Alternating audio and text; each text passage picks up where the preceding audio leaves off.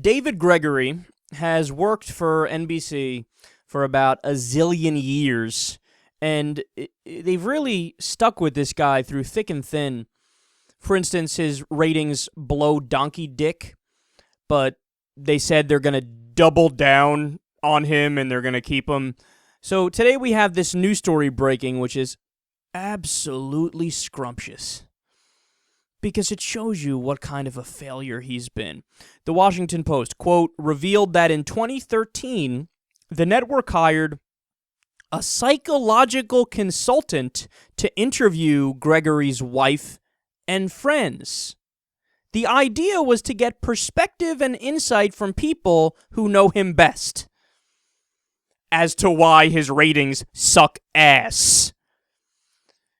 That, ladies and gentlemen, is devastating. When you're doing so poorly that your network hires a team of psychological consultants to talk to your family about you, you're done, son. But really, how pathetic is that? And how silly is that, I might add, because how can this approach help the situation at all? Like, what are you going to unveil by using some psychological consultants? What are you going to find out? Like, well, we looked in his past, and it turns out he's this really vanilla, uninteresting, boring guy who can't entertain a flea. I mean, what are you going to find? You're not going to find out anything. And in fact, here, let me save NBC some time and money, because they're trying to invest in David Gregory to figure out what the problem is, and then they're going to try to fix it. But here is why the rating slide is happening. Watch. He's rapping and a-chilling and a-showing his charm. He will do it, without fail. Get out his gun, cause he's shooting quail. This man will never stop. Look at him jumping up and down ready to hop. Rich white people ruining the country are hilarious. For everybody listening on the radio and you didn't see what just happened there, that was Karl Rove dancing. I believe it was at the White House Correspondents' Dinner. And there was some white rapper rapping horribly, and David Gregory was on the stage dancing with Karl Rove and all the other politicians. Now, look, am I saying that the reason why David Gregory sucks in the ratings is specifically because of that incident? No. But what I am saying is it's that mindset which has led to him sucking in the ratings. Because David Gregory loves the establishment, loves the status quo, loves the head of the corporations, loves the politicians, plays the neutrality game all day long of the Democrats and the Republicans, and there's validity in what both of them say, and let's hear out both sides of the argument, and I'll never tell you the truth. See, that's the problem. He's a really boring guy, and he's a guy who thinks he exists to give both sides of the bullshit coin. Okay, Karl Rove, what do you say? Okay, Dick Cheney, what do you say about this topic? Great, now the American people know. Okay, Joe Biden, what do you say about this topic? Great, now the American people know. All right, anyway, moving on. That's the false equivalency we talk about all the time.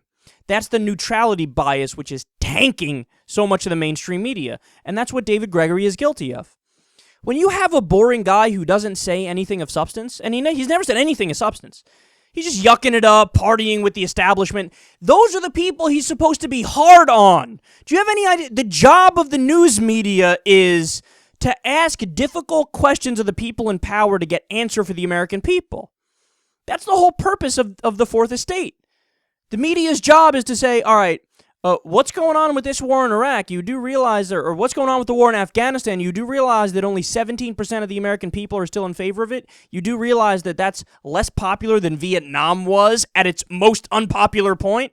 What's going on here? Why are you not listening to the American people? Do you realize we live in a representative democracy? Why don't you explain to us why we're still there? That's how a fucking journalist acts. That's how a reporter acts. That's what you're supposed to say to the people in power. Or, take the Wall Street example. Oh, we noticed that you bailed out all of the corrupt, disgusting firms on Wall Street when the economy went south, but you didn't bail out the American people. Why? Why did you bail out the people who gave you campaign contributions, but you didn't bail out the regular people? Shouldn't that be a conflict of interest we're concerned about? Isn't that the definition of corruption? That they pay you and then you look out for them and not the American people who you're supposed to be looking out for? This is how a journalist is supposed to act. You hear out what they say and then you hammer them and explain the facts. And you say, no, look, either you tell me the facts or I'm going to tell the facts to the audience because that's my job. But David Gregory does none of that. David Gregory is the boring guy with the cheesy smile on his face who all he does is suck up to the establishment and party with the establishment and dance with the establishment at the White House Correspondents' Dinner, and it's so incredibly sad. He's not on your side. That's the point, and people could sniff that out.